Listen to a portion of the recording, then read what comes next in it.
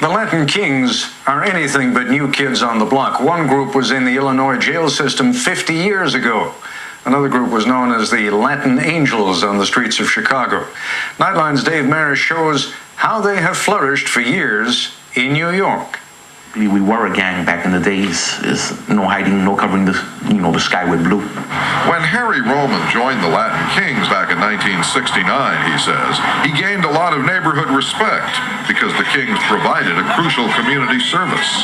Basically, it was to protect the neighborhood from people coming from the outside who would want to come and rob people in the neighborhood. By the late 1970s, Harry Roman's generation of Latin Kings had pretty well quit the streets to raise families, and the gang disappeared. Then in 1986, in a New York State prison, Luis Felipe, King Blood, brought the Latin Kings back to life.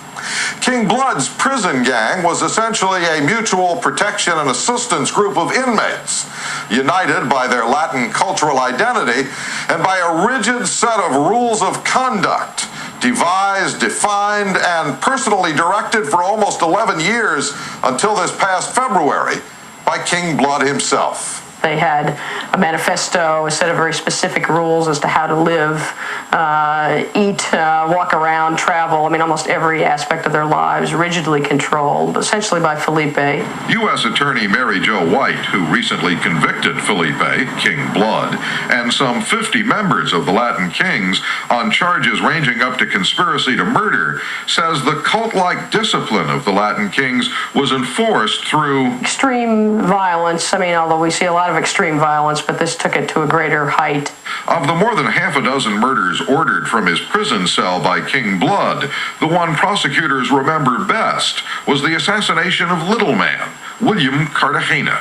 He was dismembered. His head was cut off, hands were cut off, and other pieces of his body actually cut off as well. So, and even a tattoo was literally cut off of his body. That's absolutely right. The crown, which is the Latin King tattoo, was physically cut out of his body. If King Tone really is rejecting King Blood's old brutality, prosecutors ask, then why did he bring a contingent of followers to every single day of his predecessor's trial? I wanted them to get a straight feeling of what it is to stand before a judge and get sentenced and go away for a long time. And I showed them that you cannot take the law into your own hands. We got to respect the laws of this country. And I think they got a pretty clear view of Luis being sentenced to 45 years to solitary confinement. I think my message was so much easier heard after that sentencing.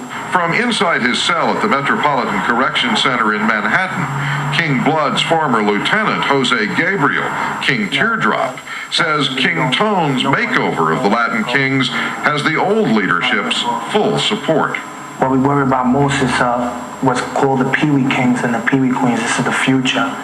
And what we want to do is definitely mend them into positive thinking people, try to show them, that there's no future in the street, there's no future in selling drugs, there's no future in committing crimes.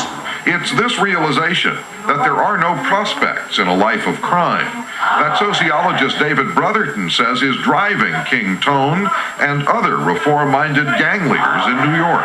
I don't see why they shouldn't be sincere in terms of reforming. And what's the future out there for them? What is the future out there? It's certainly not anymore within the prison system. It's got to be in some other kind of political, economic, social transformation. And they've seen the light. Well, good luck to them. They can talk about reform. They can talk about being community activists on the outside. I can tell you on the inside, there is no reform. New York City's Deputy Corrections Commissioner Bernard Carrick regards the whole Latin King reform as something of a hoax. Inside his prisons, he says, he sees no evidence the bad guys are changing their ways. They are no different today than they were 2 years ago. They are no less violent than they were 2 years ago. But Commissioner Carrick's own statistics show slashings and other violence have dropped in the past 2 years at the city's big Rikers Island prison. Why? Carrick says credit better work from his department. King Tone says the real credit should go to the better attitudes of Latin King inmates. I came here to tell you there's peace.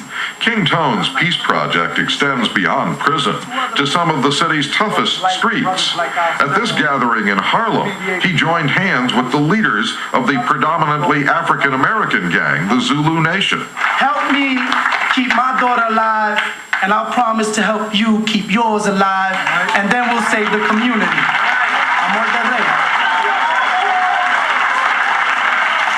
Is there more going on here than precious words and pious hopes? Law enforcement professionals do not think the Latin Kings have truly changed. All of that history, and its very recent history, gives us an awful lot of skepticism about this very recent attempt to put a different facade, a different face on the Latin Kings. And we've seen it before, too. Meanwhile, King Tone is fixing an abandoned school building on Manhattan's Lower East Side. He wants the city to give it to the community, and he wants the city to give him some breathing space as well.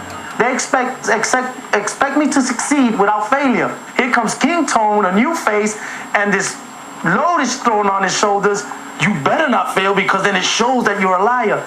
Man, some of the steps I am going to make mistakes, but please don't be so critical of me, man. I'm learning to do this. We just started doing this. Give us a chance. That's what I'm saying. A chance, a building, and maybe even some money for programs. King Tone is asking for a lot, but he says there's a lot at stake for his gang, his community, and for the city of New York. So far, at least, all King Tone has gotten are a few best wishes and a lot more deep doubts. Ted?